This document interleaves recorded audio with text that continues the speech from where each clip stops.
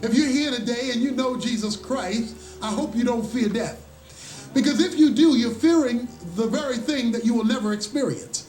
It's like the little girl who kept crossing the cemetery on her way home. They said, aren't you bothered to cross the cemetery on your way home? She said, no. Why does it bother you to cross the cemetery? She said, because it's the shortest way to get to my house. Death is only the short way to get to where God is. And it is the very thing you will never experience, because as soon as you die, less than the time it takes to know you're dead, you will know you're not dead, because you will be in the presence of God. To be absent from the body is to be present with the Lord. So you won't even have time to know you're dead. Okay? So this is Tony Evans with his great sermon. I decided to introduce myself and share with you the story about the end times from my own recollection of what I remember of being on the other side, including all the chronological events preceding World War III, which will start in the year 2024. So let me continue Tony Evans in the background and introduce myself and start telling you about the re-election of Donald Trump for the second term in the year 2024, as it will happen from everything that I have witnessed by being on the other side. Absolutely critical that we come to understand what Jesus Christ has done. He has so it was quite a serious commitment on my part. I just went out and to Circuit City and bought this Sony camcorder to record this message for posterity and to share it with all the believers who will be listening to this message in hopes of having some kind of hope and a plan of action. My name's Sam, and I've actually been to the other side.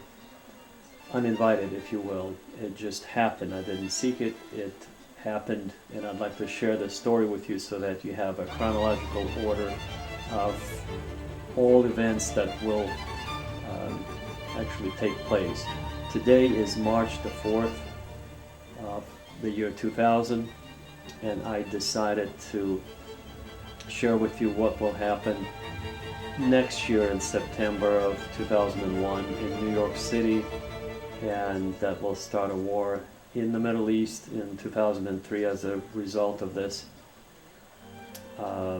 military operation, and so on and so forth. I will share with you all the events leading up to this, the end of time, the apocalyptic World War III, which will involve nuclear weapons in the year 2027.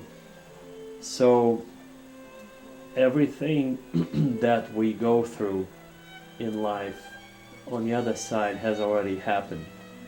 And essentially, time does not exist on the other side. And all the events that took place are happening now and that will take place in the future are all kind of bundled into one category as non-timed events. And I'd like to share that with you because I have witnessed them on the other side. By the way, the language on the other side is not a human language. The language that is spoken by God, if you will, or the foundation of everything that takes place is not physical laws or a human language, but rather mathematics or higher mathematics upon which all the universe was built. All the galaxies are kind of formulated and they're rotating in a spiral formation. Water kind of whirls around in a spiral rotational shape.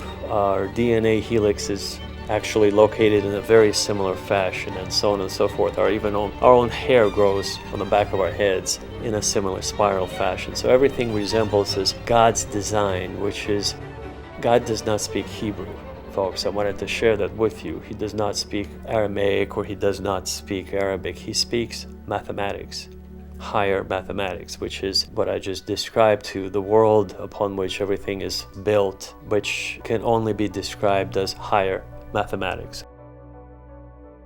Many years ago, I was with my parents. I was 5 years old, and we were driving in the mountains. We stopped for just a few minutes. It was a quick pit stop. And as we got out of the car, as we all got out of the car, myself included, as I put my foot on the ground, I realized that suddenly I was not present on Earth. It was a different dimension, if you will, a different world.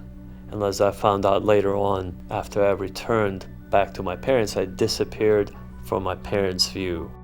And similar what Jacob witnessed in the Old Testament, the proverbial Jacob's ladder that he saw, kind of, sort of, not exactly, but something that if I were to put it in a human language, human format, this is a transport system that I witnessed, that I was traveling on, perhaps because I was an innocent child, an innocent little boy at the age of 5. You know, there's nothing but innocence and purity. I was allowed to enter God's domain.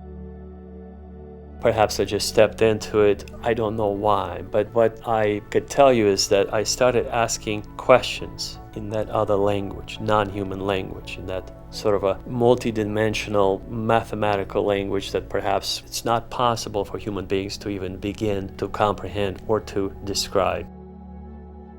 We live in a three-dimensional world here on this planet, but on the other side, there are hundreds and hundreds of dimensions that exist at the same time, which the human brain simply cannot process or cannot handle. So this would be the best attempt at describing what I've witnessed. That's why I decided to buy this camcorder to record this and to, if you will, advertise it on with local TV channels and perhaps even national syndicated radio TV channels, to broadcast this message, because I'd like to find like-minded people, believers who'd like to band together for the sake of surviving this apocalyptic event, because of this information that I was given, just like in the days of Noah. When Noah was building his ark, everybody was laughing at him.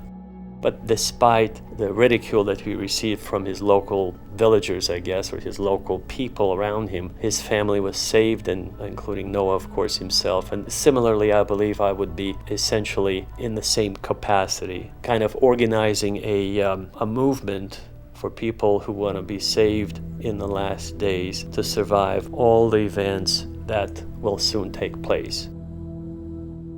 As I mentioned, next year, September of 2001, will be the very beginning, the era of destruction of what I've learned on the other side. By the way, I was asking questions on the other side in the form of, was almost like a question-answer session, if you will, rapid question-answer succession. Essentially, because there was no time, the best way to compare it would be, I was asking 1 billion questions per second, and I was receiving 1 billion answers every second. But because time does not exist on the other side, in that multidimensional realm, using a scientific language, it appeared to be like a continuous communication, the bliss, if you will, using the biblical language that Tony Evans would perhaps use. Jesus used an ancient Aramaic language because he was typically around fishermen who had a very limited vocabulary of approximately 250 words. That's the total vocabulary that most people had at that time. In the Galilee, of course, that was the most backward place on the face of the earth at that time. So you would be lucky if people knew 200 words.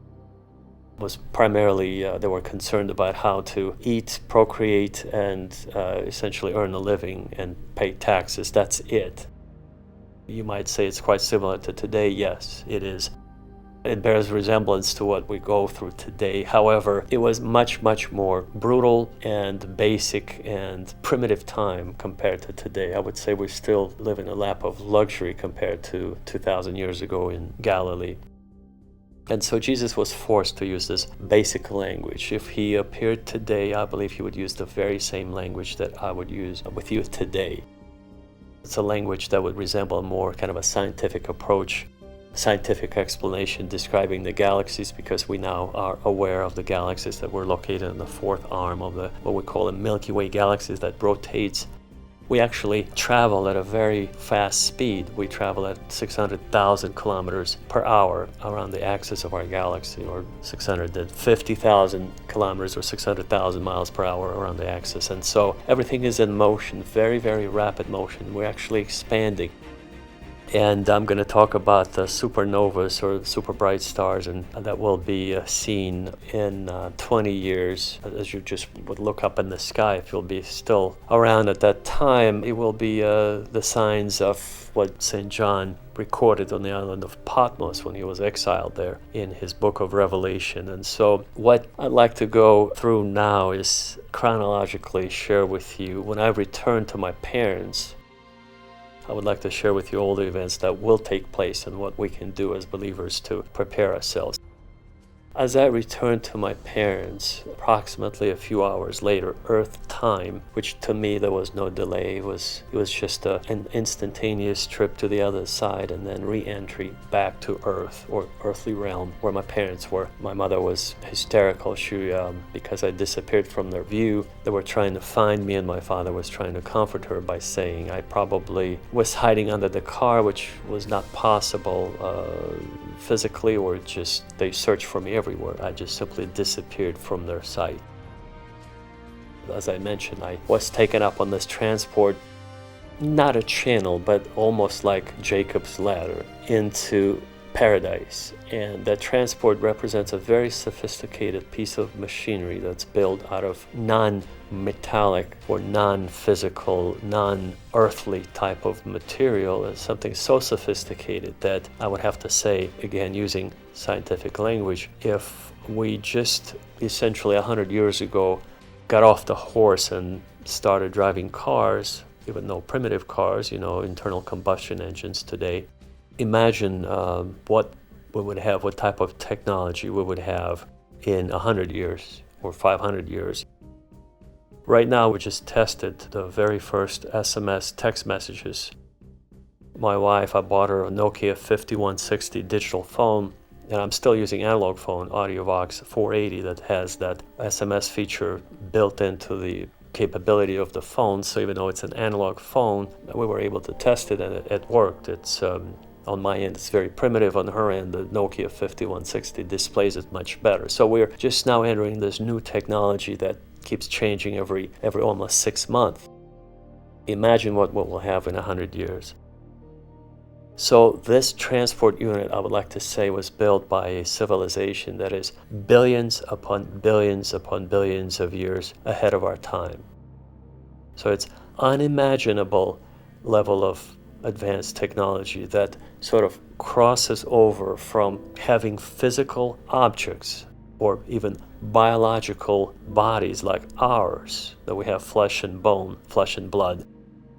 Their bodies on the other side, they are spiritual bodies because they have evolved to that level of advancement and sophistication. And all of their, if you will, transport units do not involve any kind of what we call on Earth propulsion, like jet engine propulsion. That would be extremely barbaric or primitive. We cannot even compare their level of technology to ours. So now imagine if, like I said, we just started having cell phones just a few years ago. Prior to that, we had to go use a payphone to make a phone call, or go into somebody's office or home to ask them for permission to use the phone if you were running late. Now we could my wife and I, we just tested this text message capability last week. If you're running late, you could send somebody a text message saying, I'm running late. It's a new technology that we use now. And we just started just a few years ago. Now imagine what kind of technology could be developed in 500 years or 1,000,000 years or 1,000,000,000 years. Now you have an idea of what we're dealing with here. So it's an extremely advanced civilization that cannot be understood or described by our primitive understanding of the world, with the laws of physics that do not exist on the other side. The human mind is so limited and primitive as far as even beginning to approach to analyze it. It simply gives up at some point. This is why in the Old Testament it is written, when the angels were using that, again, primitive Aramaic language, that barbaric language, that they were flying through the sky or in heaven and they were crying out, holy, holy, holy. Let me explain what that means using my new perspective.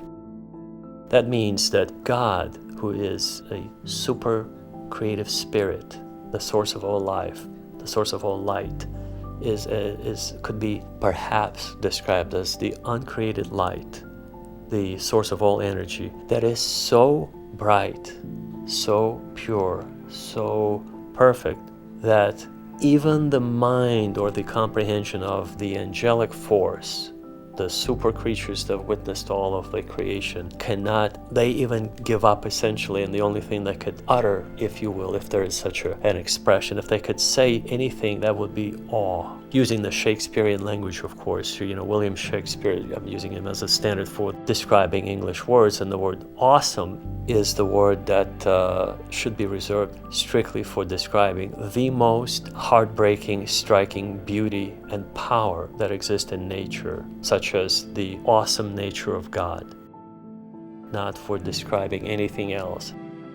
So these awestruck beings, the angels, they're awestruck in such a way that they can't say anything other than holy, holy, holy, meaning, using our contemporary scientific language, we would simply not have any words to describe the grandeur and the beauty of God and His perfection and His power and His might. We cannot even survive being in His presence. This is what I wanted to talk to you about. The only way we can approach God using a scientific language today, from my trip to the other side, I could tell you from my own experiences, to be on His frequency, using scientific modern language. In the old days, they used to call it being pious or religious or righteous, and it is rightly so. You could describe it as being righteous and doing nothing but good, meaning by being on the proper elevated frequency.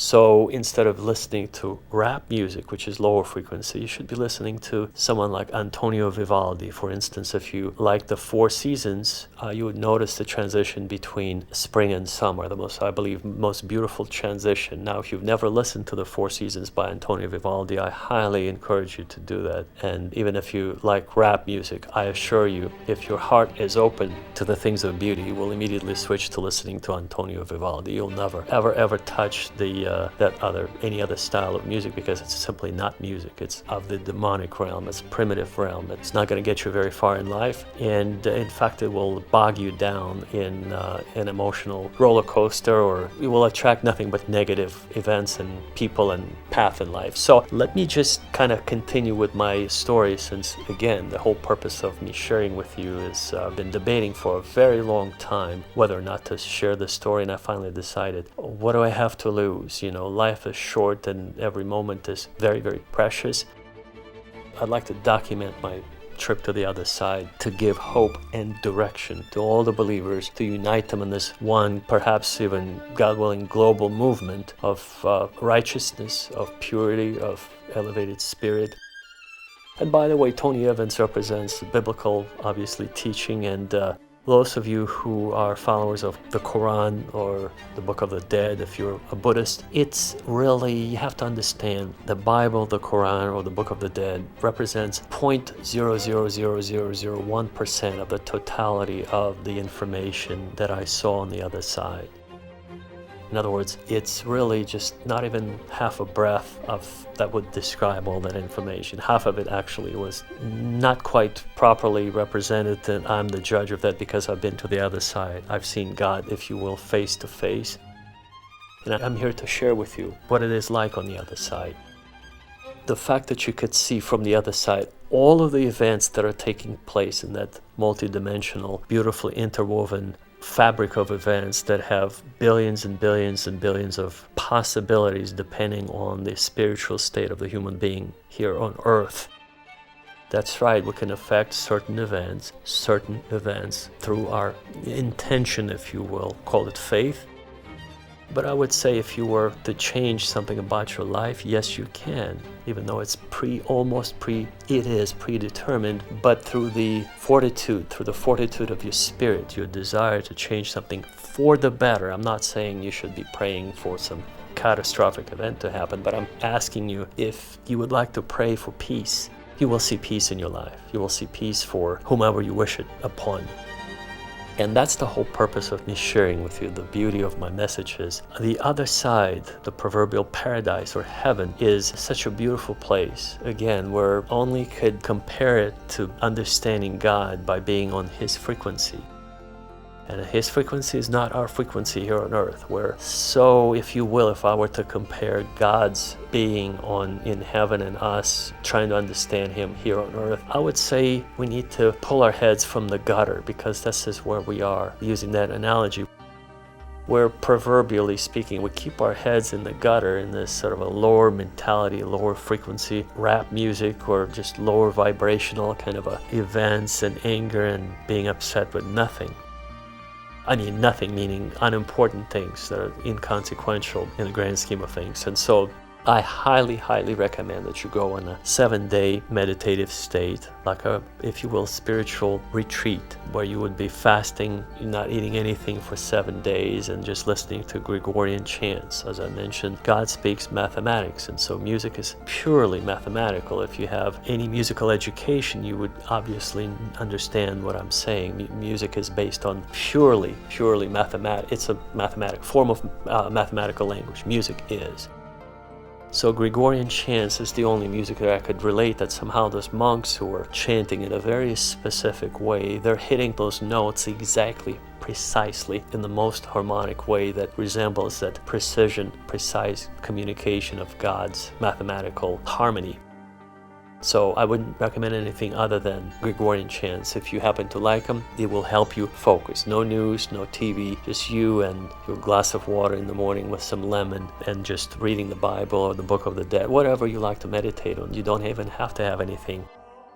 But it helps to have some kind of a spiritual material while you're meditating in the morning before the sun comes up, preferably for 7 days straight. And within 7 days you realize that 95% of all the thoughts and everything you think you represent they're not your thoughts. They've been implanted there by society, by your parents, by your friends, by the media, by everything that surrounds you, that you've been while you were growing up, from the time you were born until you became conscious of your existence here on this planet. And so I highly recommend that you do that. That's a very important step in your spiritual evolution. And so moving on, so when I returned from the other side, my mother was, as I mentioned, hysterical.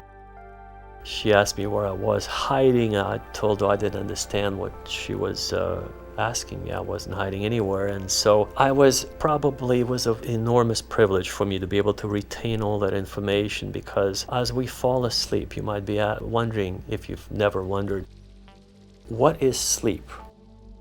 What is the purpose of us falling asleep for all mammals on this planet, including animals and plants?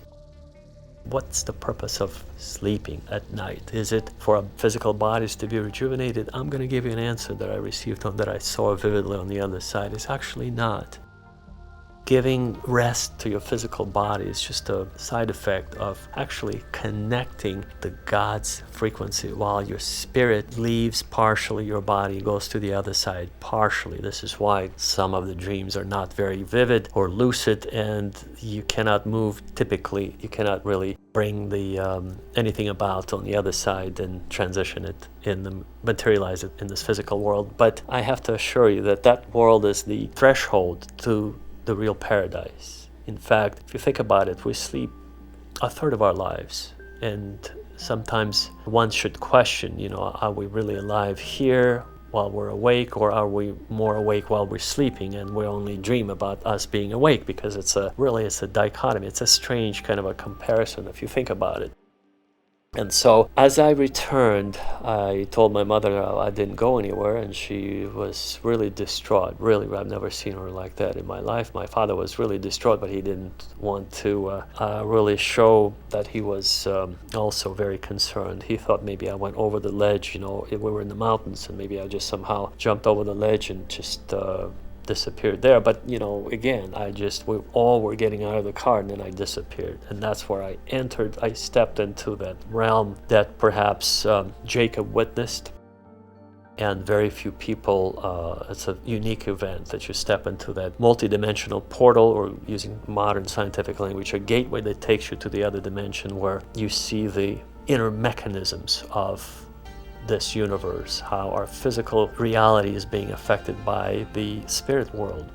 And there are pleasant or kind spirits and there are evil spirits. So you have to be aware that when the Bible says there are demons who wish you harm, indeed, there are some very, very not so pleasant entities on the other side that you need to be aware of. So when you pray to God for protection, that is actually a very practical thing to do. You will receive what the Bible calls guardian angels who will guard you and keep you safe on your journeys, and you should pray for peace and safety of your loved ones and your own safety and peace. I highly recommend that. So now, as far as all the chronological events, let me go through them very briefly, and then I'm going to dive into them in more so we can analyze them in more detail, how they would appear on your TV screens and the news and other sources of media, and what they actually are in real life.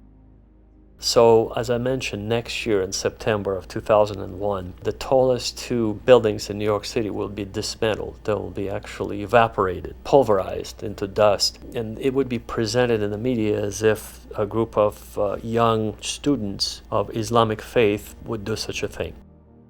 Where in actuality, it's a military operation, it's a false flag operation that would blame them so that another country would pay dearly for that act of demolishing these two buildings in September of 2001.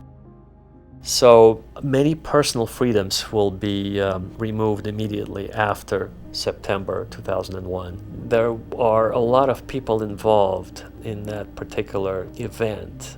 Military people, politicians, business people, real estate developers in New York City who will be profiting to the tune of billions of dollars for simply just participating, including insurance fraud, because those two buildings will be insured for $6 billion. And then when the insurance company would refuse to pay because they would simply say, this is impossible. You know, you came to us to insure those buildings just a few weeks prior to it happening. It's almost like you knew it was going to happen. So long story short, I'd like to tell you that many people who are involved in that event in one way or another will be benefiting from this unusual criminal activity. So by removing the buildings, in 2003, a war would be started that will bring a lot of economic activity. As you know, in the capitalistic system, a war machine, by firing those missiles and bringing those tanks into action, somebody profits from that greatly. And so the banking sector, the military industrial sector would benefit to the tune of $2 trillion as a result of that 8-year war that will be fought in Iraq. So Iraq will be dismantled and will be rebuilt, and that process of dismantling and rebuilding will cause positive economic benefit to all the contractors, all the massive multinational corporations, companies that will be involved in rebuilding the infrastructure in Iraq. And then, of course, in 2007, 8, and 9, there will be a new similar event. There will be a financial crisis that will actually span the globe. It will start in the United States, which will involve, again, a very similar approach. A group of New York City investment bankers would devise certain securities which simply do not exist.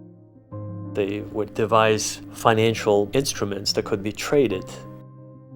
To make a very complicated long story short, a made-up instrument that will be traded that is not backed by anything will bring down the financial system, and that will be bailed out by the government or by the taxpayers. So it will be essentially a global financial crisis that was, again, pre-planned, caused by a very small group of people that intentionally caused the collapse of the financial markets. They knew what they were doing. Millions of Americans will lose their homes, and around the world there will be great suffering. The following year, in the year 2009, the first Negro president will be elected in the United States. That's right. Colored presidents were not known up until the year 2009 AD. And it will be also later discovered that he would be married to first transvestite person. So the wife, supposedly, that they have 2 children with, was actually a man that posed as a woman, but as a transvestite couple. So the first couple that will be, essentially outed by Joan Rivers would be this couple in the White House. And by the way, Joan Rivers was going to do that, but she was actually stopped. So as soon as she recorded this shocking expose, but was meant to go on air and talk about this very issue, she was found dead. She suddenly had some health problems and was artificially induced coma at the hospital. She died, and then all the tapes disappeared. But she was actually preparing that particular episode to share with the world about the first couple that had kind of a different orientation, which, by the way, will become commonplace in the United States, along with mass shootings that will, as you know, we just had Columbine High School mass shooting in Colorado in 1999.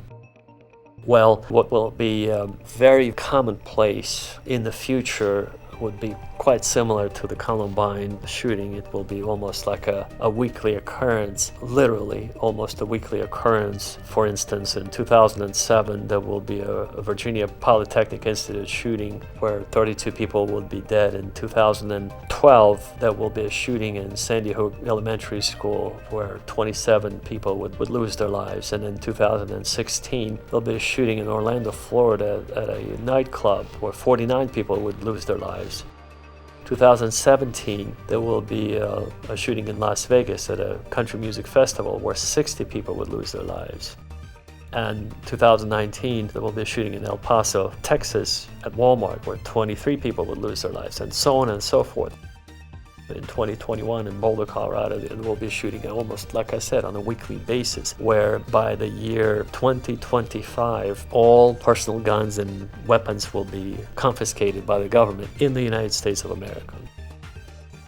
It would be a very civil war-like situation because of how gradually the population would be sort of led up to giving up their weapons, and some people, small fraction, would not give them up, and this would cause the civil war-like situation. So interestingly, I mentioned the year 2021, the mass shooting in Boulder, Colorado. Well, in 2020, there was a new type of biological warfare that was fought between a coalition of certain Asian countries against the coalition of other Western countries, such as the United States and Western European countries.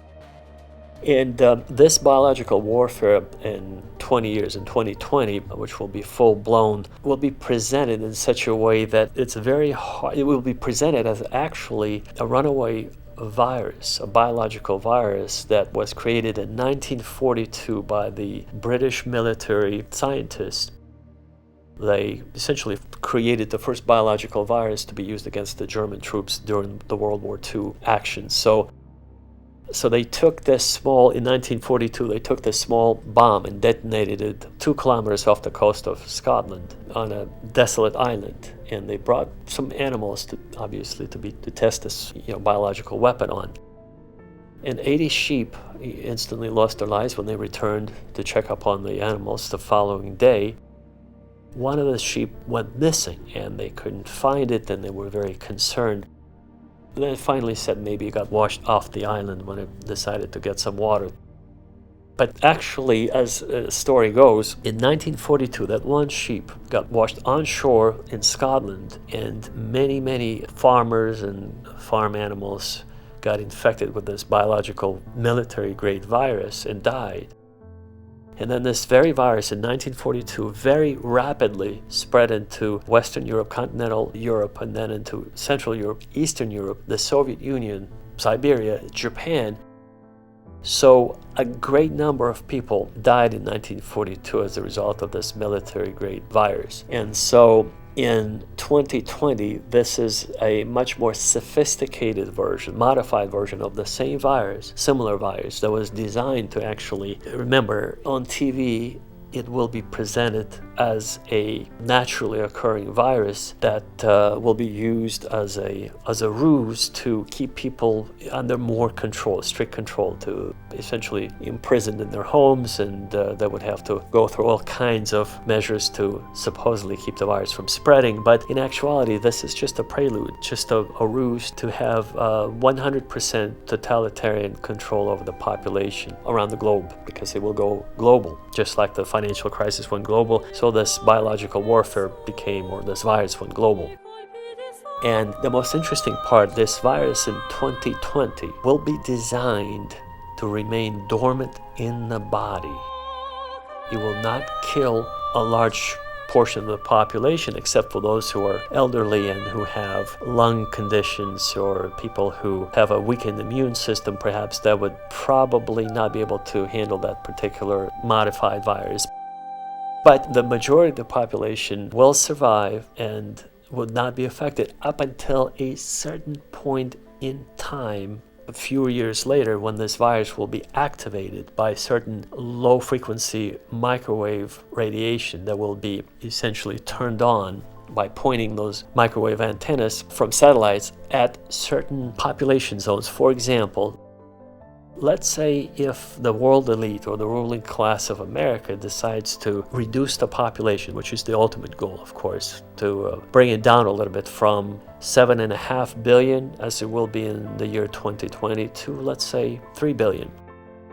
Well, they can selectively choose certain countries, let's say Tunisia or Morocco, point their microwave antennas from the satellites, from space, activate that frequency, and that dormant virus that's present in those people living in those countries will activate. And that, obviously, the symptomatology will take effect, and they will succumb to whatever disease that's been pre-programmed to be activated by this certain radiation, or this certain microwave radiation, essentially. So that's the weapon in a nutshell. It's a new biological form of weapon where all the infrastructure will remain intact, so the buildings will no longer have to be destroyed like they destroyed the infrastructure in 1945 in Hiroshima and Nagasaki. So no need to use the nuclear weapons. However, they will be used during the 2027 World War III. Now, I'm going to tell you in just a little bit what will take place in 2027 and why the nuclear weapons will be used instead of biological. It's a slightly different, unpredictable, highly unpredictable chain of events according to the global elite and the ruling class at that time. This is something that they have not really planned for, or will not even be prepared for. But I'm going to share that with you. So moving on, so the year 2020, that's the new type of biological warfare that will be fought. And that's a perfect way of introducing the biblical mark of the beast to people, how they would have to get certain passports, digital passports, or they would not be able to travel anywhere or buy or sell anything, which is directly from the pages of the book of Revelation that St. John wrote about while on the island of Patmos, which is today a Greek island, but at that time, while he was there, he was in exile, similar to Australia for the British Empire, where they would exile all of their prisoners to. So the island of Patmos was part of Roman Empire's prison island where they would exile political prisoners and the like. So on the island of Patmos, he wrote, I believe in chapter 17, he wrote that here is wisdom, let him who has understanding calculate the number of the beast. For this number is a number of a man, and this number is a number of 666. Now, what does it mean, you might ask? What does it mean? Well, let me tell you from that eternal perspective that I'm very privileged to have. So during the 2020 fake biological warfare, it's actually, the war was real. It was just presented as something else. That's why I'm saying it's fake in terms of how it's presented on your TV screens. So it will be presented as a naturally occurring event, virus. Well, I just told you it was created in 1942 by the British military, and ever since that point in time, it's been heavily modified every 5 years or so. So it's been essentially modified beyond recognition. And so when this event will take place in 2020, it would be a perfect segue to introduce the mark of the beast, where you would not be able to travel or buy or sell anything without, or be accepted in society, or even be in society, be walking down the street without this digital passport that will signify that you've accepted the mark. Well, what is the mark, you might ask? What is this mark? Well, essentially, it's nothing but a digital form of acknowledgement that you have been vaccinated for this. They will call it a virus, but in actuality, it's just it's something else. So, very interesting. In the same year, later that year in 2020, a very interesting event will take place. As I mentioned, the war in Iraq lasted for 8 years, but there will be another war that will be fought that is no less important, and yet very few people would even hear about it in the media, in the news, on TV and radio. You see, Mount Ararat is currently located where Noah's Ark landed. Currently located, it's technically Turkish territory because it was given up by Armenia, where it used to belong to, in 1921 at a Kars Treaty, where they had to trade territories to pacify the local conflict zone because of the Kurdish rebels and guerrilla fighters. There were a lot of casualties and problems, military action at that time in the 1920s on the border of Armenia, Turkey, and Iran. And so to pacify, well, at that time Armenia became part of the USSR. So to pacify all the parties, the Soviet Union gave up Mount Ararat to Turkey. And this is where Noah's Ark landed, and to this day it's at 4,012 meter elevation on the eastern slope. It's located on the eastern slope, not on the western slope where all the tourists are usually led to believe that's where it's at. But the Kurdish villagers who live there, they deliberately, intentionally mislead the tourists, and they lead them to some other part of the mountain and tell them it's somewhere up there. Just take your photos and be gone. So the reason why I bring this up is because there will be a war in that region. And this is the War of Armageddon that will take place in 2027. So in 2020, there will be a very short war in the region of Nagorno-Karabakh.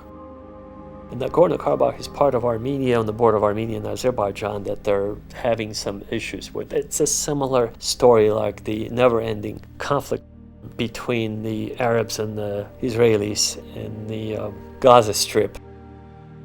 And so Nagorno-Karabakh is the Gaza Strip of the Caucasus, if you will. And so there will be a war that will be lost by the Armenians, will be won by Turkey, that will use Azerbaijan as a pawn to sort of essentially, as I mentioned, all events on earth usually get influenced or they get started with the help of the spiritual beings from the other side.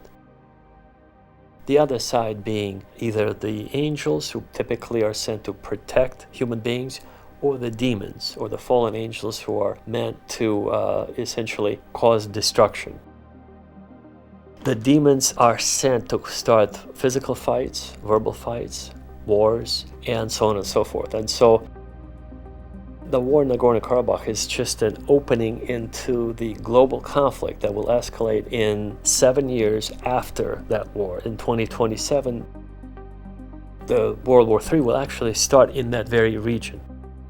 So, mind you, the reason why the 2020 war will be very local and no nuclear weapons will be used, but they will be used in 2027 is because in 2027 the political situation around the world will escalate to such a degree that multiple countries will be involved in that very region where this very war will be restarted, rekindled in Nagorno-Karabakh between Turkey and Iran, between China, yes, China and Pakistan, surprisingly. And both Pakistan and China and Iran and the United States and Russia will actually use their nuclear weapons in the region of Nagorno-Karabakh, which is right next to Noah's Ark. The Ararat Valley, which is the territory where it currently belongs to Ararat Mountain, is the Turkish mountain, used to belong to the Armenians. And there will be this multiple debates over the territory who it belongs to. Long story short, in 2027, you definitely want to be in a bunker. Not in the Caucasus, not anywhere near, because it will be the most devastating war that the human race have ever seen. It's going to be catastrophic. And this is why I'm here preparing you, and I'm hoping that you would be essentially prepared and you would be praying and fasting in preparation for those events. So all those events would be not as damaging, especially for the children, because it's bad enough for the adults. Now imagine all the children that will be affected by the war in 2027. Yes, unfortunately, this is the end of human history as I saw it from the other side. So at that point in time, people will be literally being transported into heaven or paradise the same way I was transported when I was a little boy. So they would be taken up and just taken alive. I mean, just the same way I was taken alive to heaven. They would be taken alive to heaven, and those are the people who are what the Bible calls they walk with God. Using a modern language today, we use, remember, scientific vocabulary. People who, what I like to call, are on the frequency of God. People who are very close to God. They walk with God on a daily basis. They pray to God. They fast. Fasting is, by the way, not only is very good for your body, physical body, it actually cleanses your system and allows you to get tuned in into God's frequency much easier or faster, quicker. And I'm going to tell you all these quote-unquote secrets and tricks how to get on the frequency of God quicker. So the first exercise I'd like to give you, besides going on that 7-day meditative state of retreat or with fasting that involves fasting, I would like to suggest to you that you go to a park, unless you live somewhere in the country already, in the woods, and make sure that in that park you find a tree that you like, a big tree. Make sure there's no people around you, because they will ridicule you, and you would not be able to do this exercise correctly. You will not be able to reach the frequency of God. So what you do is you get to a place where there's nobody around, and you put your hand on a tree, just eye level, and you focus, you meditate for about half an hour without talking audibly. You just focus. You thank the tree for being there, for producing oxygen. And let me tell you why, because on the other side, both trees and animals have their own language. I'm going to decipher it for you so that you'll understand what kind of language they have. Obviously, a tree cannot send you a letter or make a phone call to tell you all about it. It's a different life form, and so it's more not as advanced as ours, similar to how we are not as advanced as the angelic life form, which is, as I mentioned, billions and billions of years ahead of our state of awareness. And so trees are just as alive as animals, and animals have their own language. So by placing your hand on a tree and by focusing and concentrating on God's creation and being in harmony with God's nature, with Mother Nature, and by remembering that so many trees are being cut down for paper, for timber, for building housing, for just creating things that is just unbelievably wasteful. It's brutality in its perfect form, meaning we're hurting our environment without even replacing it. And so that shows you our level of evolution. We're just like, we are the murderers. We're not very advanced, is my point. And so by focusing on that and by asking for forgiveness from the tree, you just have to sort of relate to the tree, how its family essentially is being cut down at some other part of the world that's not as lucky as where you are in the park. You will eventually be able to get on the frequency of the tree and kind of sort of understand, maybe not the first time, maybe the 7th time you're there in the park and you're doing the same routine. You'll be able to understand the language of that tree. And by doing so, you would essentially be able to eventually understand the language of animals.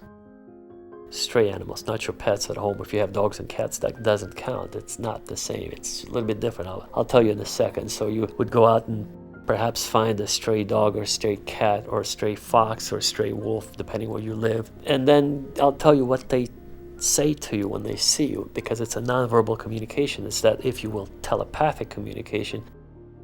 But I assure you they're sending you a message that I'm going to help you decipher it. So the tree is going to express to you its gratitude eventually once you get on that frequency. And then once you transition from the tree to the animal kingdom, you will be able to understand that those stray dogs or cats or foxes, if you run across any foxes where you live, what they're trying to tell you is this. They would really love to be your friend and to be petted by you and just to experience your company, but they're afraid that you're going to capture them, kill them, and turn them into a fur coat or something of that kind. You understand? Because that's what we've been doing to them over and over since day one. And it remains in their DNA memory, if you will, that because of our violent nature, they're afraid of us. They're afraid to come close to us, but they would love to, because they're on a different frequency. They don't mean no harm. In fact, there are plenty of documented cases where people who go out hunting in remote regions of anywhere remote in the mountains, when they witness that a mountain lion sometimes would guard a wounded goat or sheep, not to eat it, but to guard it from other predators. Yes, this is the most beautiful part of God's creation. A mountain lion, when it sees that this completely helpless, wounded mountain goat or some kind of animal that injured itself needs protection against other predators, it actually defends that helpless animal. You understand that it's not that they're all going to eat each other. There is that honor system even among animals. It's common knowledge. And so if you've never heard of it, perhaps you should look into that. And my recommendation is that you spend more time in nature.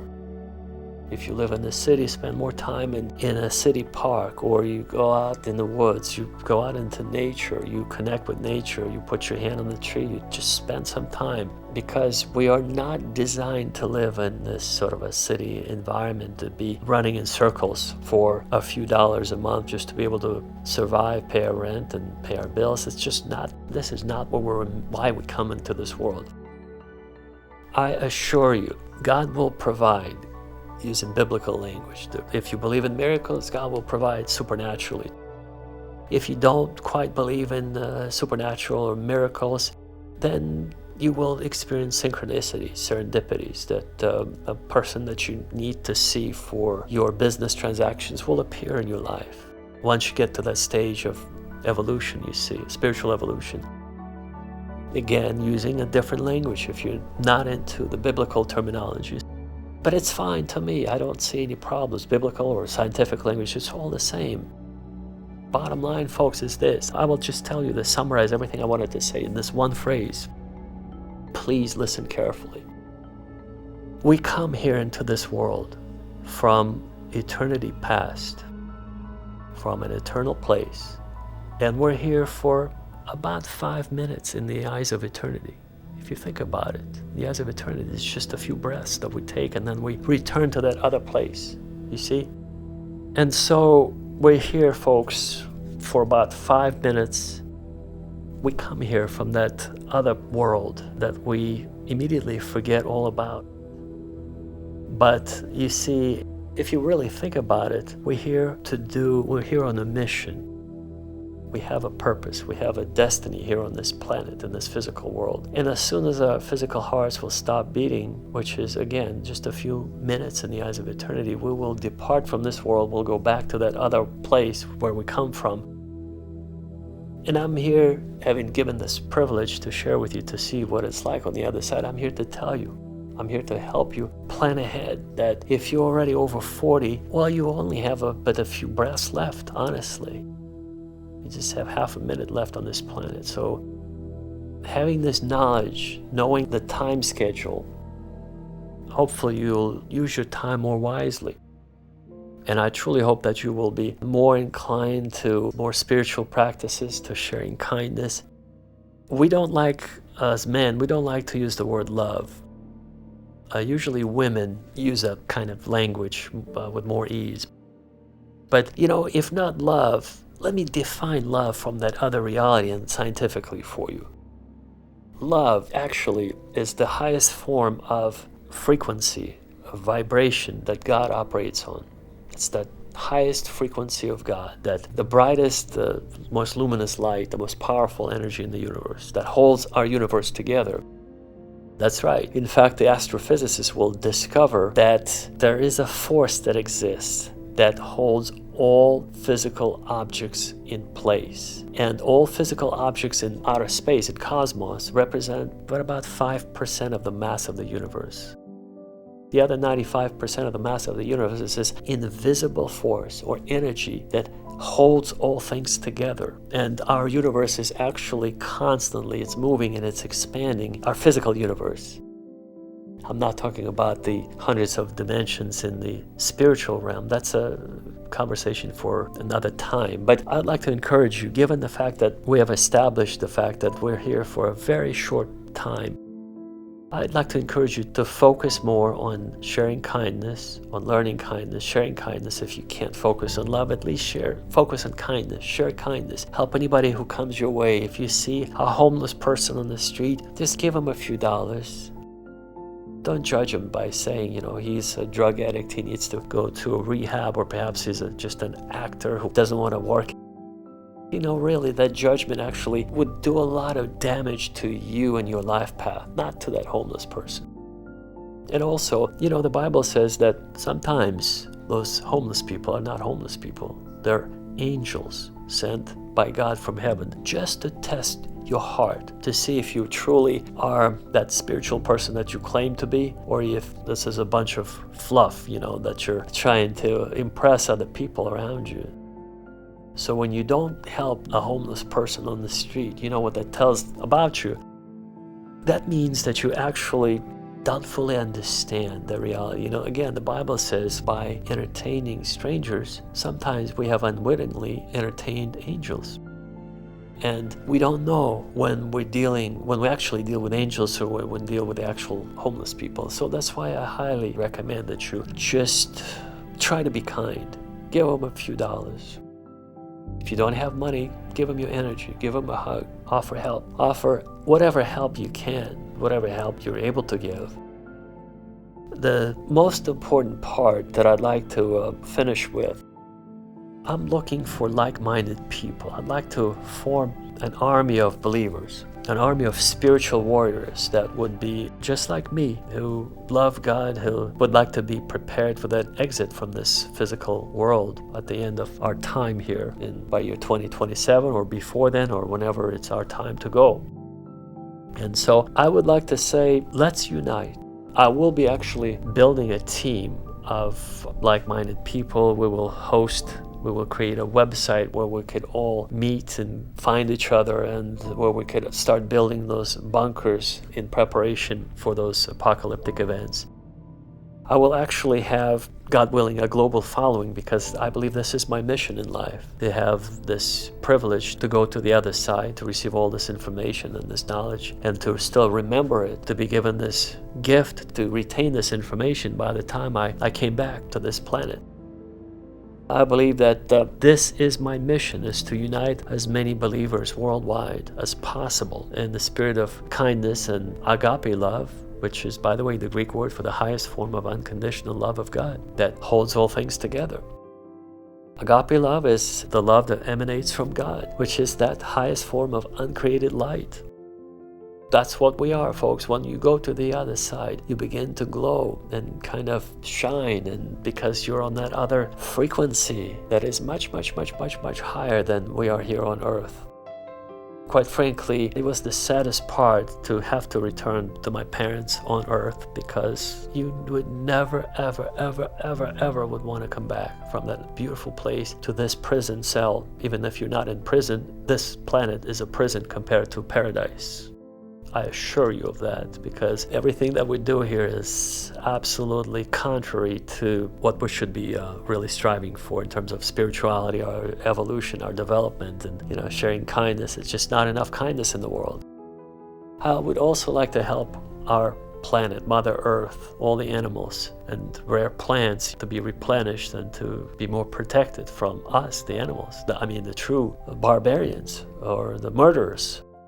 So I would like to form a non-profit organization and unite all like-minded people in a very coherent, organized fashion to protect Mother Nature, the animals, the environment, our planet.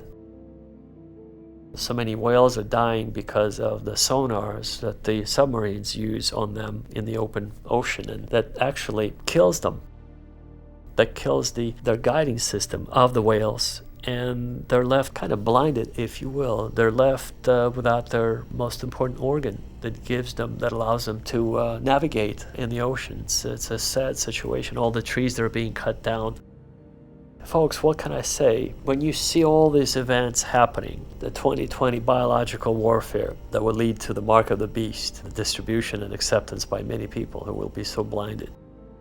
When you see Joan Rivers disappearing or dying suddenly, in September of 2014 when she would want to actually go public with this information that the first family in the White House is a very unusual family with their sexual orientation, the first transvestite in the White House.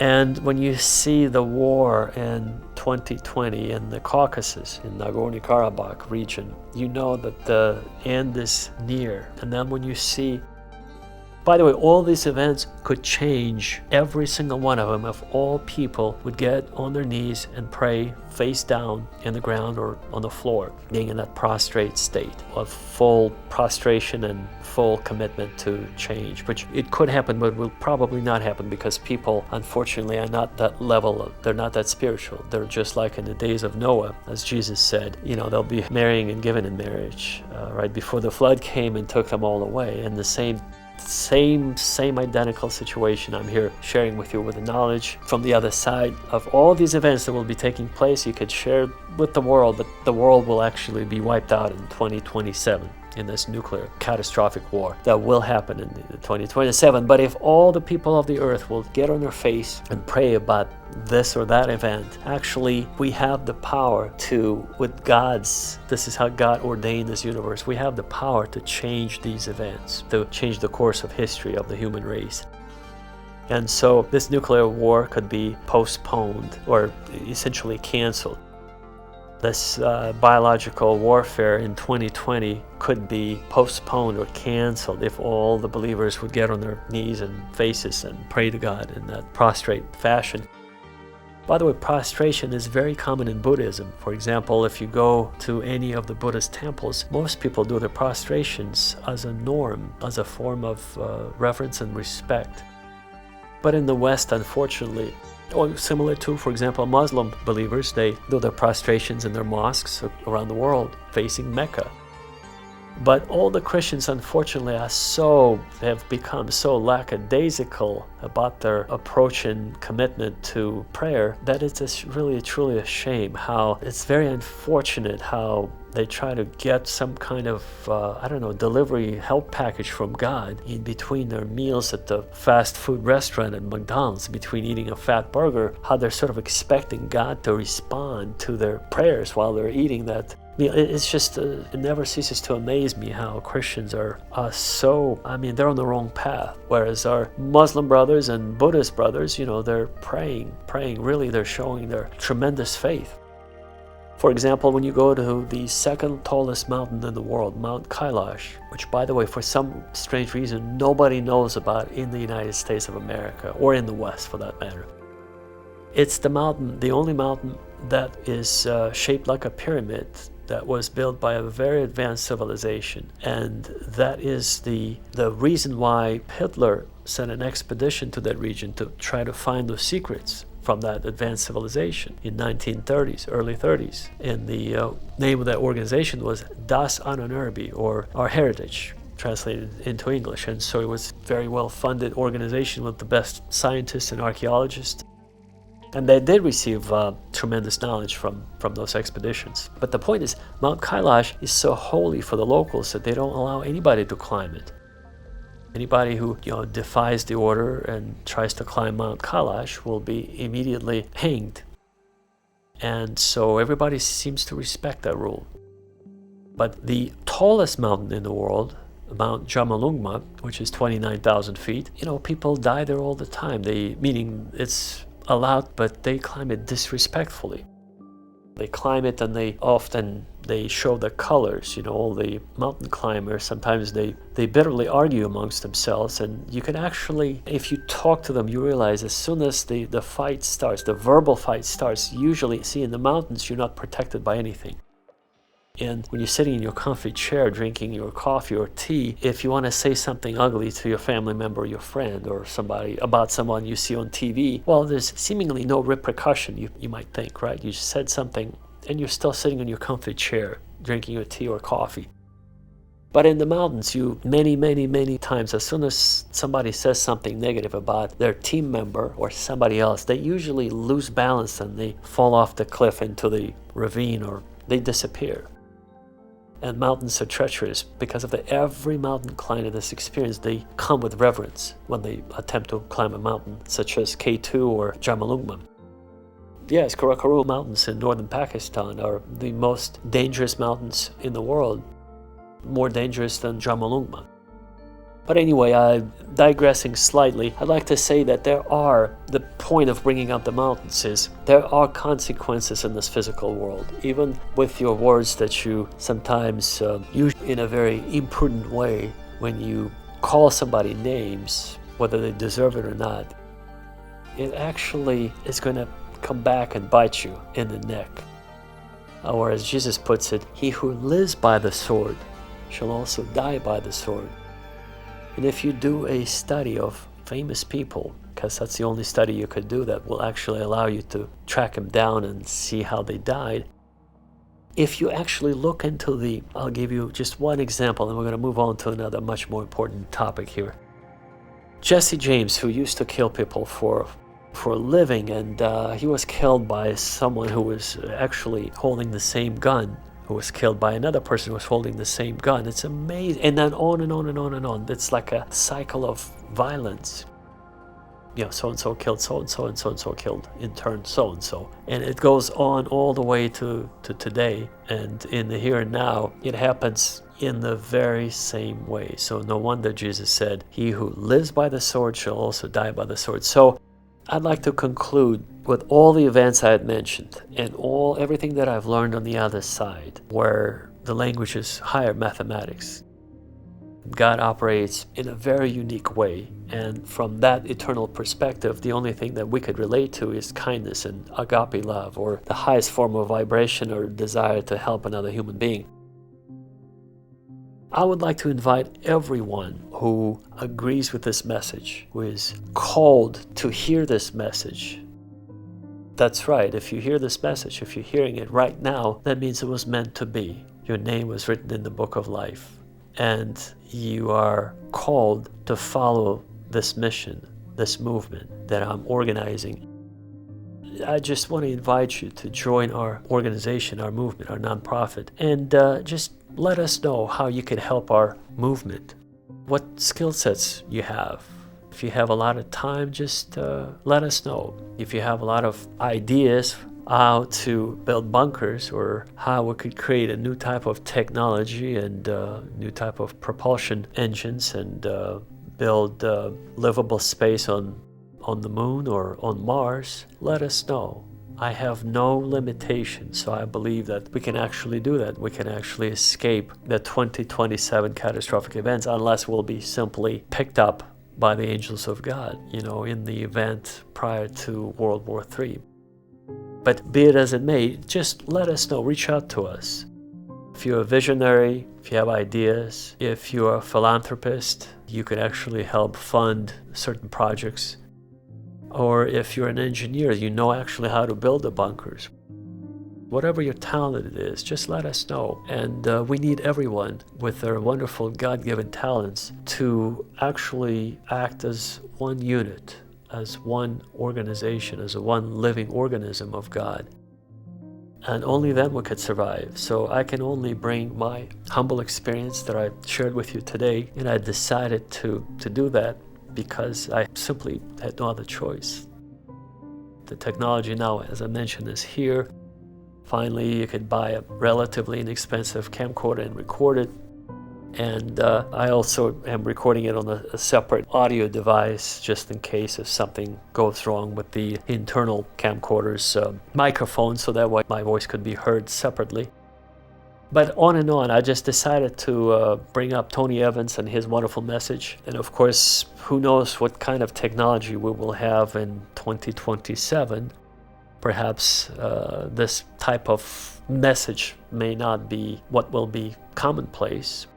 Perhaps we'll be using much more advanced technology that would allow us to gain immediate instant access to this message and instantly have a hologram projected in front of us, or perhaps inside our brain. My trip to the other side actually ended right before the year 2027. As the war was getting started, there was no further information that was given to me, or I was allowed to see how events would progress from there. All I know is that the war will happen. It will be nuclear, and multiple nations will be involved, and those select few souls would be few souls, yes. It will not be a mass exodus to heaven. It will be select few souls will be taken alive to heaven. But for those of us who will remain on earth at that time, who we're still alive, we would have to survive. And that's the purpose of this message, is to unite us all, the best of the best, like-minded people who will be sharing kindness and a common vision of worshiping God, survival, and building a new kind of society on earth, or perhaps on the moon or on Mars, with new kind of understanding and awareness, new kind of technology that perhaps I have faith we might possess, and we'll be able to travel instantly. I do not mean the rockets. Please don't misunderstand me. That's not the type of technology that in fact, I'm working right now on a few ideas how to implement everything that I've learned on the other side to have the first device that will defy the laws of physics here on Earth. And as soon as I have it operational, I will share it in another message similar to this one. On this note, I'd like to wish you all the best. I would like to encourage you to reach out to us. Let us know how you can help us. Let us know where you are. Let us know briefly about your history, where you come from, how big is your family, and what your special traits are, special skills, how old you are, and preferably, hopefully, you'll speak English if you're going to be contacting us from outside of the United States. I want to wish you all the best. I want to wish you to find the path, the frequency of God, to remain on this path until the day that you depart from this world, because we're only here for only 5 minutes. And if you're over 40 and listening to this message, you only have but a few breaths left. On this note, may God richly bless you, keep you safe and away from all evil by sending His angels to guard you and protect you everywhere you go. God bless you. Take care. And I hope to see you on the other side in paradise of God.